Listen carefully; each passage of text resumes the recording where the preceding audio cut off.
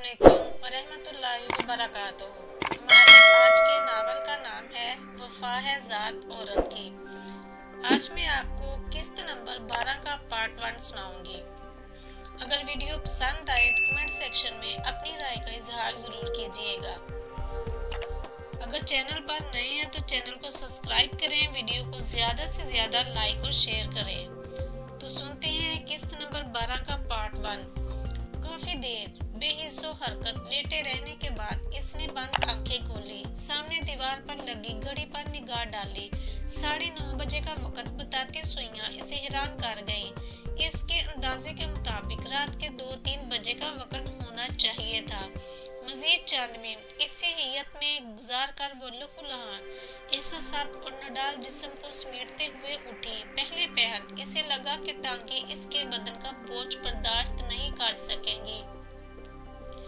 इसने बेड का सहारा लेना चाहा, मगर ये देखकर इसने इत्मीनान का सांस लिया कि शल होते एहसासात ने इसके कवि पर कोई खास असर नहीं डाला था।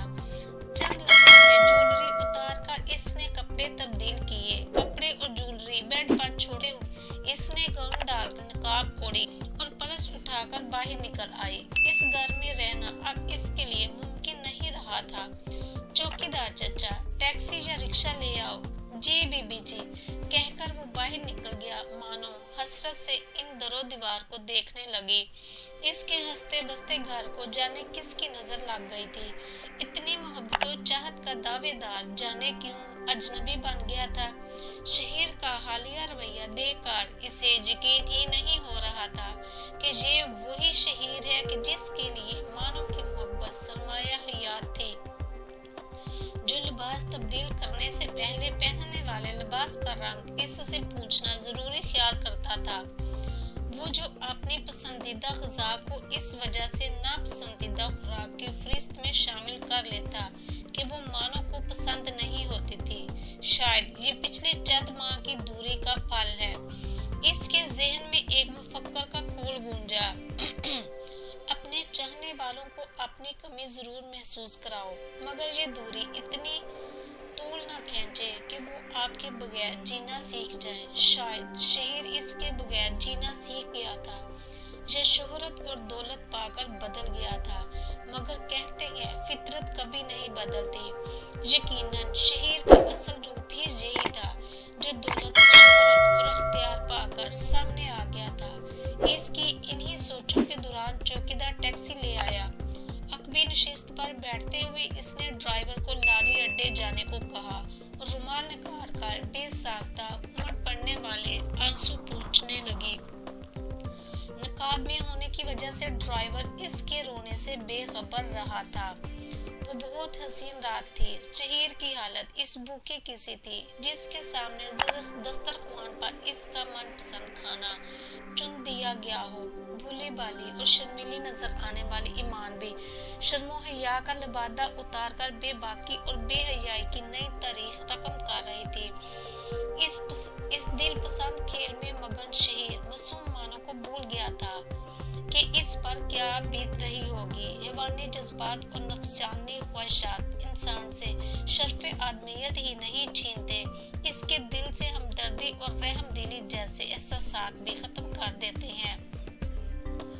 रात के थके हारे दिन चढ़े तक सोते रहे। 1 बजे शहीर की आंख ईमान के शरारत भरे लम्हा से वाह हुई।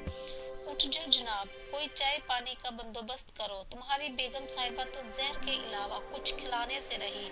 शहीर अंगड़ाई लेता हुआ उठ बैठा। ईमान की बात एक लिहाज से ठीक थी कि मानो को नाश्ता बनाने का कहना इसे खुद भी कबूल नहीं था। न जाने रात का खाना भी खा सकी थी कि नहीं।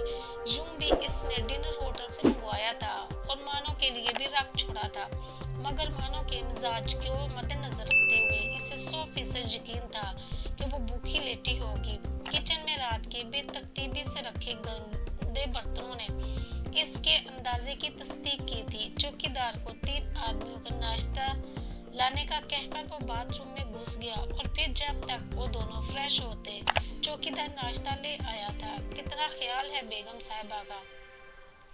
کہ اسے ناشتہ بنانے کی زحمت نہ کرنا پڑے۔ 3 آدمیوں کو ناشتہ دے کر ایمان تن سے باز نہ آ سکی تھی۔ جواباً شیر کھسیانے کے علاوہ کچھ نہ کر سکا۔ ناشتے کے دوران بھی ایمان کی لگاوٹ بھری گفتگو جاری رہی۔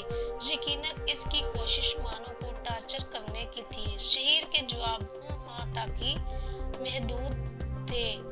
ناشتے کے بعد اس نے پوچھا، اب شگفتہ کے فلیٹ پر جانا ہے یا؟ فکرہ ادھورا چھوڑتے ہوئے وہ اسے سوالیہ نظروں سے گھورنے لگا۔ تو اور کیا؟ ایک توبہ شکن انگڑائی لیتے ہوئے وہ معنی خیز لہجے میں بولی، کیا پتا آج پھر جاگنا پڑے، میرے سر جی کے موڈ کا تو پتہ نہیں چلتا نا۔ آؤ تمہیں چھوڑ آؤں۔ وہ ایمان کے معنی خیز جملوں کا جواب دینے میں جھجک محسوس کر رہا تھا۔ اپنے تئیں وہ مانو کا لحاظ کر رہا تھا اور اس کی کوشش کسی کے دل میں خنجر اتار کر خنجر نکالے بغیر خون کے اخراج کو روکنے والے جیسی تھی۔ ہاں چلو ڈیئر۔ وہ اس کے بازو کے ساتھ چپک گئی۔ رستے میں گپ شپ کرتے تھوڑی دیر بعد وہ شگفتہ کے فلیٹ میں پہنچ گئے تھے۔ اسے باہری سے الوداع کہہ کر وہ واپس لوٹ آیا۔ مانو ابھی تک نہیں جاگی تھی یا شاید جان بوجھ کر بستر میں گھسی تھی۔ اس نے خوابگاہ میں جھانکا۔ دن کے وقت بھی لائٹ جل رہی تھی۔ بیڈ پر اسے وہی لباس پڑا نظر آیا جو گزشتہ کل مانو نے پہنا ہوا تھا۔ اس کے ساتھ جولری بھی یوں ہی پڑی تھی۔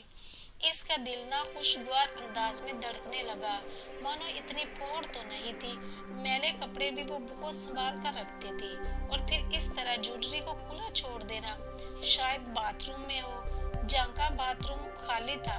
وہ تیزی سے چلتا ہوا کچن کی طرف بڑھا مگر وہاں بھی بے ترتیب برتنوں کا انبار اس کا منہ چڑھا رہا تھا۔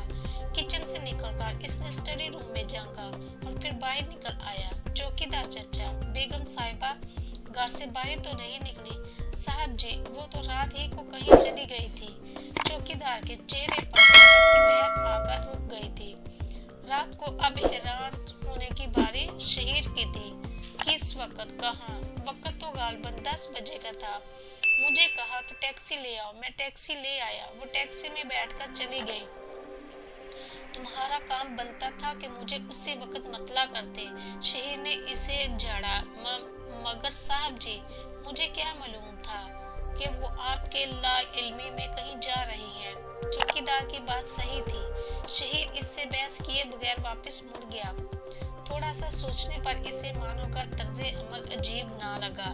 شہیر کے رویے اور سلوک سے تنگ آ کر وہ لازمی طور پر گھر چلی گئی تھی۔ اب شاید وہ طلاق کا مطالبہ کر دے، یہ سوچ اسے پریشان کر گئی۔ مگر اس پریشان سوچ میں سرگرداں رہنے کے بجائے اس کی خیریت پوچھنا ضروری تھا۔ اتنی رات گئے، اس کا اکیلے لاہور سے پنڈی کا رخ کرنا کوئی مناسب فعل نہیں تھا۔ وہ اس کا نمبر ڈائل کرنے لگا۔ ہیلو شہیر بھیا، میں حفصہ بات کر رہی ہوں، کیسے ہیں آپ؟ اس کی سماعتوں میں مانو کی چھوٹی بہن کی آواز گونجی۔ گڑیا تم کیسی ہو؟